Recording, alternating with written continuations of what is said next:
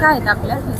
अनुसूचित जाती अंतर्गत जे 13% आरक्षण महाराष्ट्रामध्ये लागू आहे केंद्र सरकारच्या वतीनं, याच्यामध्ये वर्गीकरण उपवर्गीकरण करावं अशी समाजातल्या बहुतांश लोकांची मागणी गेल्या 25-30 वर्षापासून या महाराष्ट्रामध्ये आहे आणि सातत्यानं ही मागणी होत असताना सुप्रीम कोर्टाने याची दखल घेतली आणि 1 ऑगस्ट 2024ला याच्यामध्ये अनुसूचित जाती अंतर्गत वर्गीकरण झालं पाहिजे अशा प्रकारचा कौल या ठिकाणी सुप्रीम कोर्टाने दिला आणि हा निकाल दिल्याच्या नंतर साधारणतः देशामधल्या महत्त्वाच्या अनेक राज्यांनी, विशेषतः तेलंगणा असेल, आंध्र असेल, पंजाब असेल, हरियाणा असेल, या राज्यामध्ये तिथं अनुसूचित जाती अंतर्गत उपवर्गीकरण त्या ठिकाणी झालेलं आहे, लागूसुद्धा झालेलं आहे. परंतु महाराष्ट्रामध्ये अद्याप अशा पद्धतीचा उपवर्गीकरणाचा निर्णय शासनाने अजून घेतलेला नाही आहे. तो लवकरात लवकर घ्यावा अशी आमच्या सर्व वंचित जातीची या ठिकाणी मागणी आहे. मागणी मान्य झाला नाही तर म्हणण्यापेक्षा शासनाने तशा पद्धतीची पावलं या ठिकाणी उचललेली आहेत. बदर समिती या ठिकाणी महाराष्ट्रामध्ये नेमलेली होती. नेमल्याच्या नंतर त्याचा अहवालही मागच्या महिन्यामध्ये विधानसभेमध्ये बदर समितीचा अहवाल शासनाने त्या ठिकाणी स्वीकारलेला आहे.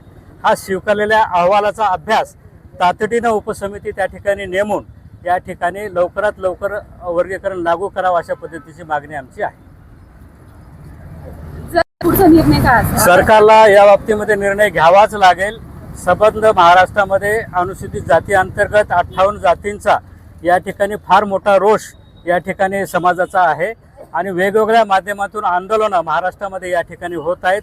त्याची दखल शासनाने तातडीनं घ्यावी म्हणूनच आम्ही आज लाक्षणिक अशा पद्धतीचं धरणे धरण्याचा कार्यक्रम, एक दिवसीय कार्यक्रम आम्ही या ठिकाणी लावलेला आहे आणि याच्यानंतर जर शासनानं तातडीनं दखल नाही घेतली तर महाराष्ट्रातल्या सर्व संघटनाच्या आणि पॉलिटिकल आमच्या समाजाच्या सर्व लोकांचा एकत्रितपणे करून या ठिकाणी वेगळा काय निर्णय घ्यायचा या संदर्भात आम्ही निर्णय करू. अग्रवाल समिती आता स्थापन करण्यात आलेली असं समजतं. हो, याच्यामध्ये काय होतं की जेव्हा बदर समिती नेमलेली होती शासनानं, त्यांनी खरं म्हणजे सगळ्या महाराष्ट्रामध्ये सगळ्यांची निवेदन या ठिकाणी सगळ्या 58 जातीच्या किंवा 59 जातीचे निवेदनं त्यांनी ऐकून घ्यायला हवं होतं. पण तशा पद्धतीचं काम त्या बदर समितीतून कदाचित झालं नसावं.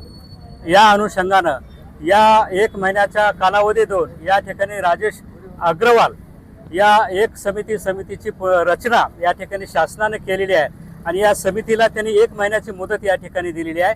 या 1 महिन्याच्या मुदतीमध्ये या ठिकाणी सर्व जातींचे या ठिकाणी निवेदन स्वीकारून जो काही अहवाल आहे तो अहवाल शासनाकडे तातडीने सादर करावा अशा पद्धतीचा निर्णय शासनाने या ठिकाणी घेतलेला आहे. मुख्यमंत्र्यांनी 1 महिन्याचा कालावधी दिला होता. कालावधी पूर्ण होऊन सुद्धा बरेच दिवस झाले. नाही, आता 3-4 दिवस तरी झाले. 3-4 दिवस 1 महिन्याचा कालावधी दिला नाही.